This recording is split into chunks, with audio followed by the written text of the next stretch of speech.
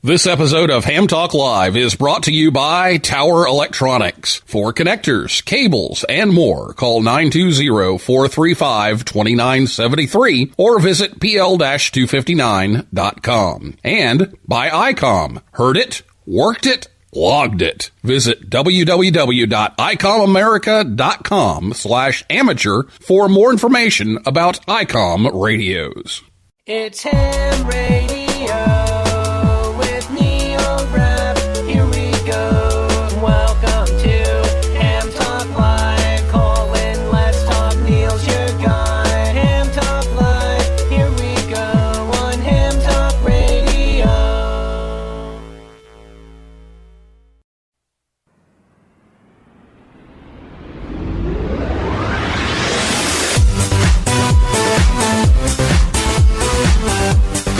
Hello, everyone. It's time for Ham Talk Live. It's episode number 314, the HamSCI Conference 2023. This was recorded on Thursday, February 16th, 2023. I'm your host, Neil Rapp. My call sign's WB9VPG. Thanks for tuning in to this episode of Ham Talk Live. Tonight we're joined by Dr. Nathaniel Frissell, W2NAF, and Gary Mikitin, AF8A. Last time here on the show, I was live in Orlando at Hamcation 2023 with Michael Cawley, the chairman of Hamcation, W4ORL. Thanks to the entire Hamcation team for all the hospitality. And if you missed the show, you can listen anytime at hamtalklive.com or on your favorite podcast app or on YouTube. So that's what's been happening. Happy to be back too. Got a little allergy mess going on when I got back, so I've been kind of fighting that off a little bit. But it's great to get down there and great to be back with you all once again. But we'll get back to the show and back with Nathaniel and Gary right after this word from Tower Electronics right here on Ham Talk Live. Jerry, what's up, man? I haven't seen you at Sunbucks in a while. I used to see you every morning getting coffee. What's up? Well, I can't afford Sunbucks 5 days a week anymore. I had to spend my money on PL259s. You know, those antenna projects I've been meaning to do. I had to do them before my HOA finds out I have antennas. That's too bad, Jerry. I miss seeing you and catching up over coffee. You should get your PL259s from Tower Electronics. They have great stuff. Jerry, you're back. Oh, QRM Heterodyne Frappuccino. That's a good choice. How's it going? Did you get all those antennas up before the HOA police showed up?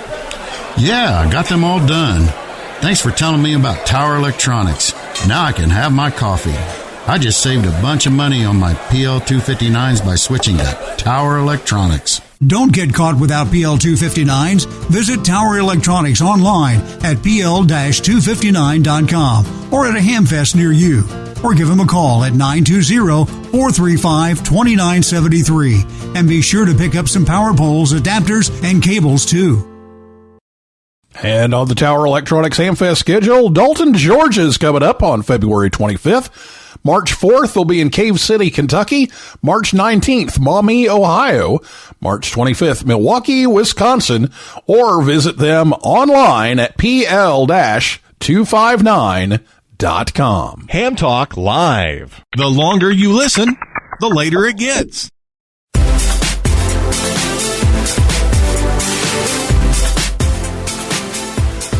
Welcome back to Ham Talk Live. Tonight, Dr. Nathaniel Frissell, W2NAF, and Gary Mikitin, AF8A, join us on the Orlando Amateur Radio Club and Hamcation Zoom line. Dr. Nathaniel Frissell, W2NAF, is an assistant professor at the University of Scranton in physics, where he teaches digital signal processing, fundamental physics, and electromagnetics, and he's the lead organizer of HamSCI, a project that explores how amateur radio can help us understand more about the physics of the ionosphere.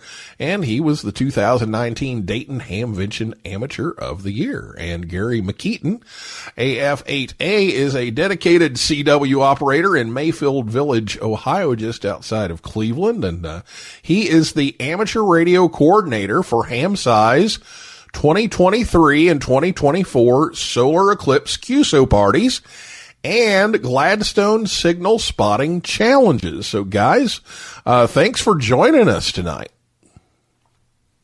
You're welcome. It's a pleasure to be here, Neil. Good to be a part of it.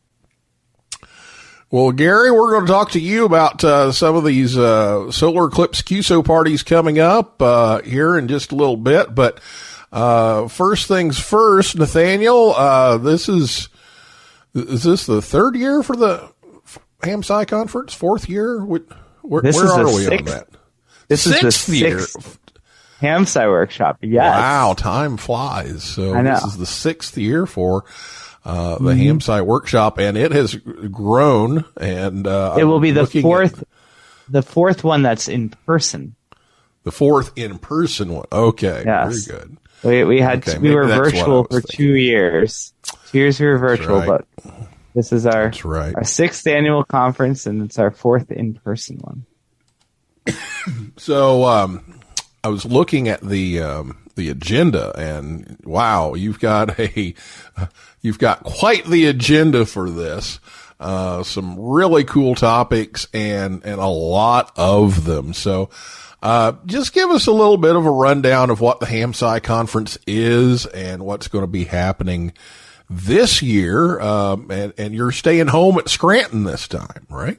We are staying home at Scranton, yes. So yeah, the HamSCI workshop is an annual workshop that the aim is to bring together professional space scientists with the amateur radio community. And so it's a blend of these two communities. The workshop is funded by the National Science Foundation and ARDC, and we have many different topics pertaining to amateur radio and radio science. So it's going to be over 2 days this year. It will be March 17th, Friday, March 17th, and Saturday, March 18th, 2023. And the Friday day is organized very much like a scientific conference where you have fairly fast-paced oral presentations all day long. So we've got 20-minute oral presentations, and we've split it up into different topics. We have in the morning, we're talking about the HamSCI Personal Space Weather Station. Then we're going to be talking about ionospheric modeling and traveling ionospheric disturbances. In the afternoon, we have the Festival of Eclipse Ionospheric Science and the Solar Eclipse QSO Parties. And then in the late afternoon, we talk about solar flare impacts and radio astronomy in the aurora. And I think one of the things that's really neat about this conference is we really get to fly people in from all over the country and now even all over the world to come talk about the things that they're studying. So we just have a very wonderful, diverse speaker list of people who are both experts in their fields. We have students, we have amateurs. They're all coming together. It's very exciting. Well, anytime you can mix science and ham radio, I'm all over it, being the chemist that I am. But it's a great opportunity to share all these things and find out what everybody else is doing and you know, get some ideas even. I agree. And we have a number of invited speakers as well. So on Friday night, we're going to have a banquet. We have a keynote speaker, Dr. Patricia Reif, W5TAR. She's a professor at Rice University, and she's also the founder of the Rice Space Institute. And she's going to be giving the keynote talk of forging bonds between amateurs and professionals. And she's really neat because she is really quite famous in the space physics community. She's an American Geophysical Union fellow, and she also has a very strong history in amateur radio. She's developed amateur radio courses at the collegiate level, and she uses amateur radio as a way of teaching physics and space physics. And then on Saturday morning, We have Dr. Joseph Huba of Syntech Technologies and formerly of the Naval Research Laboratory.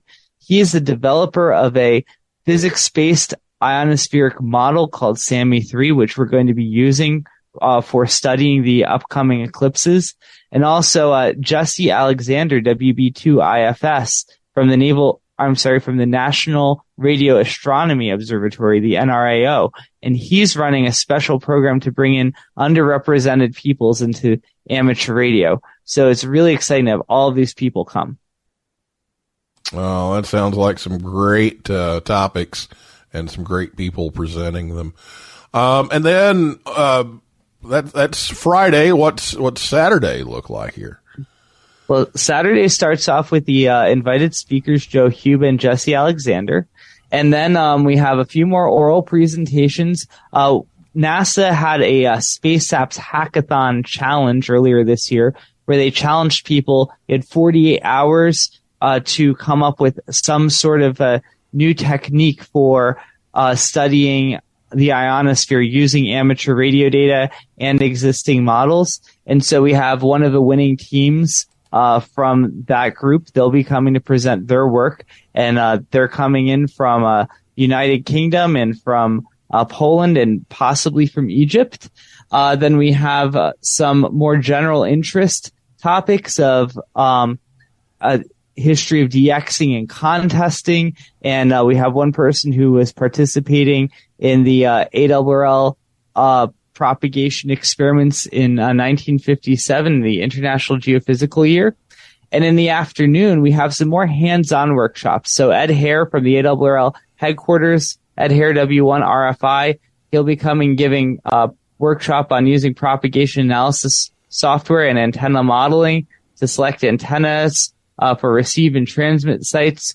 We have Case Western Reserve University, their amateur radio club, W8EDU. They're going to be doing a number of hands-on workshops.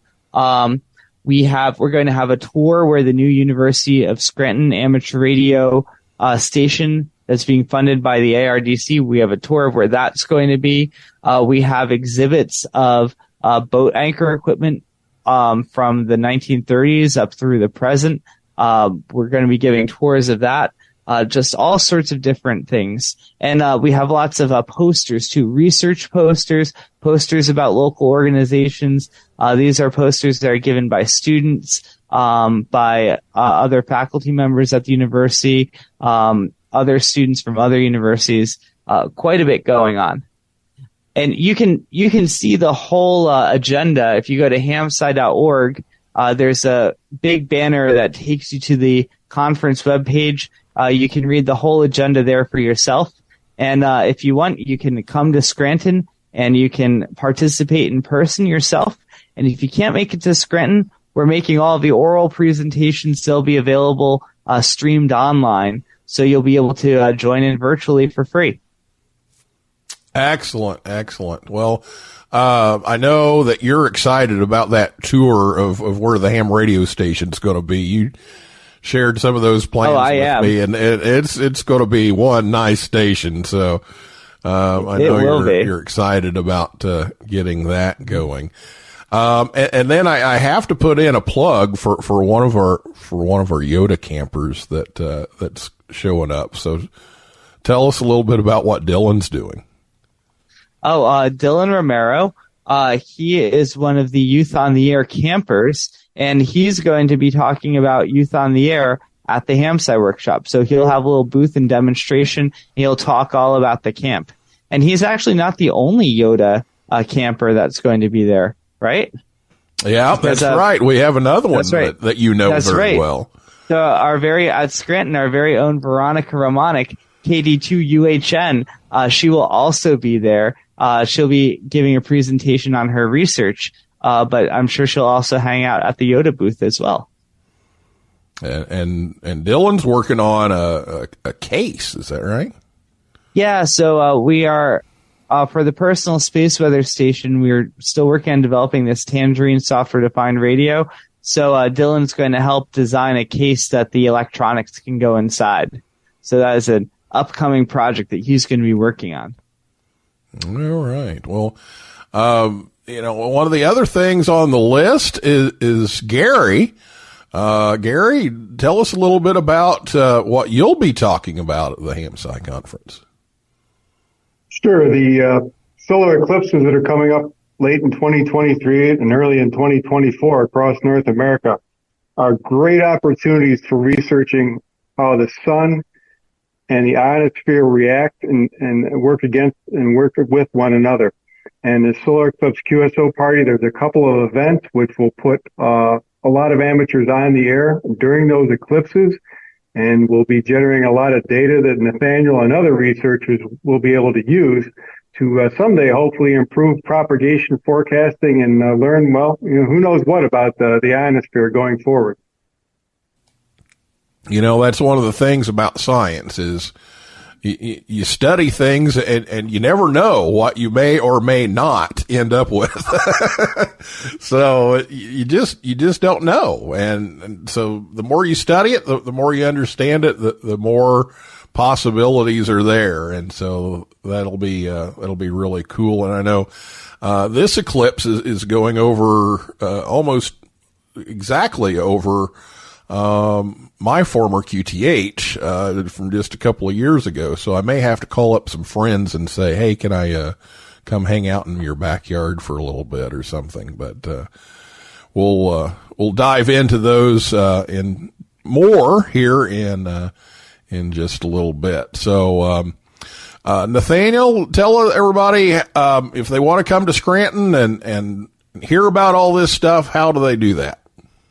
It's very simple, Neil. You just go to hamsci.org, and you can follow the banner that takes you right to the conference page, and you're able to register there. The hotel information's on there as well. So just follow the information there, and you can come over to Scranton. And, right. And very shortly we'll also, the Zoom link is not posted yet, but within the next week or so, I'll get the Zoom link up there as well. Okay. Very good. Well, we're going to talk some more about the HamSCI conference and the Solar Eclipse QSO Parties with Nathaniel and Gary. We'll do that right after this word from ICOM America, right here on Ham Talk Live. Got cabin fever? Look no further and spring into the new year with ICOM. Whether out in the field or inside your ham shack, we have what you're looking for with one of our base stations, mobiles, or handhelds for the love of ham radio. ICOM's newest amateur FM transceiver is the IC-V3500, and it's ready to hit the road whenever you are. With a compact body and simple interface, this radio is a must for those looking for a long-range mobile with a fresh look. Go farther away and get louder audio with the IC-V3500 mobile. Simple operation with a modern white display, instant volume loud and mute functions, emergency call and alarm functions, and 4.5 watts of loud and clear audio. And with an IP67 waterproof rating, the ICT10 can withstand any field activities ahead. Hear any transmission and listen to FM broadcasts with the loud 1500 milliwatt speaker. The ICT10 is an excellent choice for any bug-out bag. This rugged portable meets or exceeds standard military testing. It has 5 watts output power on 2 meters and 70 centimeters, 11 hours of operating time, 16 DTMF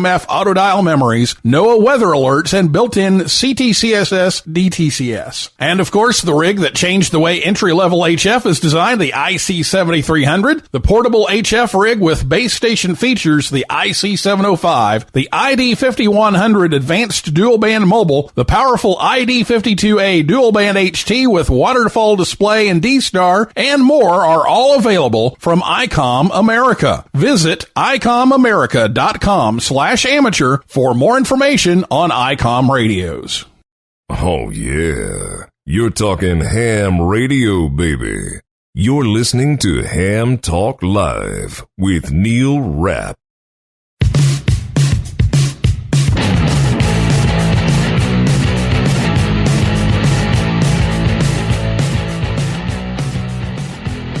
And welcome back to Ham Talk Live. Be sure to check us out on Facebook, Twitter, and Instagram. You'll learn a little bit more about the show there. So be sure you do that. Well, right now, we're going to get back to Dr. Nathaniel Frissell, W2NAF, and Gary Mikitin, AF8A from HamSCI. But first, it's time for the Joke of the Week.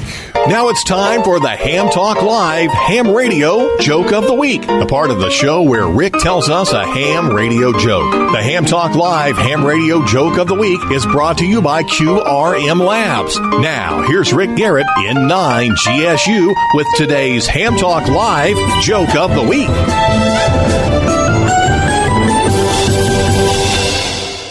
I was having a terrible time getting my new radio to pair up with the Bluetooth on my phone. I renamed the radio as Titanic, and it's sinking now. This has been the Ham Talk Live Ham Radio Joke of the Week with Rick Garrett in 9 GSU. Tune in again next week for another joke from Rick. All right, we are back with Dr. Nathaniel Frissell, W2NAF, and Gary Mikitin, AF8A, and we're talking about the upcoming HamSCI activities. We have the conference coming up in March, and again, make sure you check that out at hamsci.org if you want to go, or if you want to attend virtually, you can do that as well. But Gary, let's talk a little bit about these Solar Eclipse QSO parties. And we had one that hit North America, and then some that were outside of North America, and now we're going to be hitting a big one here in the Midwest. So tell us about these QSO parties coming up and what they're trying to accomplish. Okay, so we've got two upcoming events in October of 23, October of this year. We're going to have an annular eclipse, so most of the sun will be covered by the moon. And of course, in April of 2024, we'll have a full eclipse transiting a good part of North America. And what Nathaniel and the other researchers have asked for is as much radio QSO or contact data as we can possibly gather during these eclipses. And what I mean is, these QSO parties, which are a fairly common thing throughout the entire ham radio calendar during the year, they're a part of a very popular ham radio subculture called contesting. And that's where during a specific date and a specific time, a large number of amateurs will get on the air. In our case, it's going to be the shortwave or the high frequency bands, and simply make contacts with one another. The contacts are brief. They're very numerous. We'll have people in a 12-hour period that'll probably make over 1,000 contacts. And one of the elements of this contesting activity is that everyone will be recording the contacts as they make them. They'll be using logging software to keep track of their contacts. So this will give us data in a couple of different forms. One is after the contest, after the Solar Eclipse QSO party, the participants will submit their log to a special website, and we'll be able to extract all their contact data, who contacted whom, how far the contacts were, and of course what time relative to the solar eclipse. The second thing is there is always a lot of receiving stations out there in the real world. They're called CW skimmers or beacon receivers. There's a lot of different names for them. But many of those receivers, the data, the signals they receive and record are aggregated on some very well-known sites such as pskreporter.info and RBN, the Reverse Beacon Network. And again, after these eclipses pass over, the researchers will be able to extract the data out of those sites as well, and again, get the same kind of information. What contacts were made over what distances, over what time relative to the eclipses.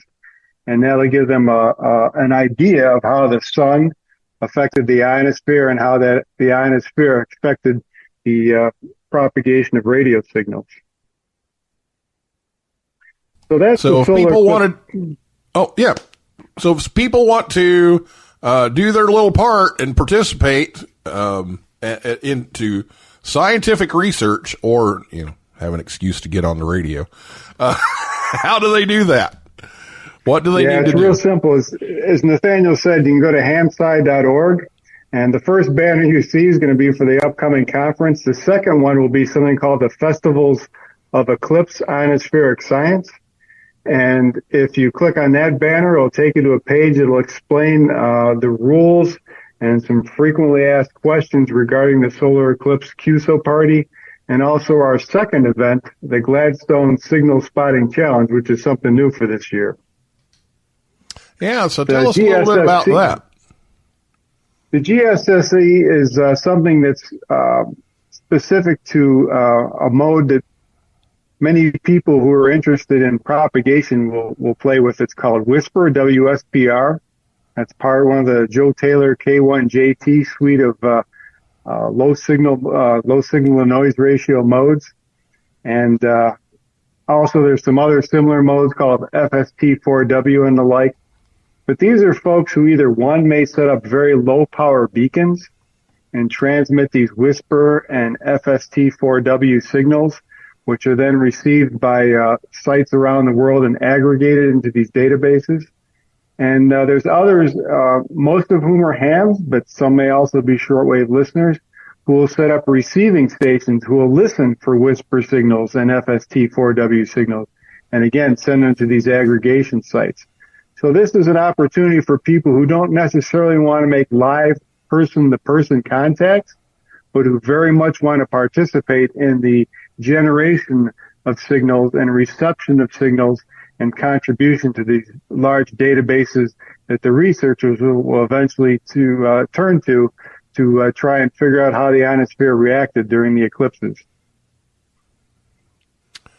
That's some pretty cool stuff, and you know, anything that we can use to measure what's going on is always beneficial. I know Nathaniel's found some very neat things throughout his research, and it's just a great opportunity for people to do that. So yeah, the reverse beacon network and the PSK reporter, it takes care of, you know, a lot of the digital and CW reception. So what about sideband? You cover that with the logs?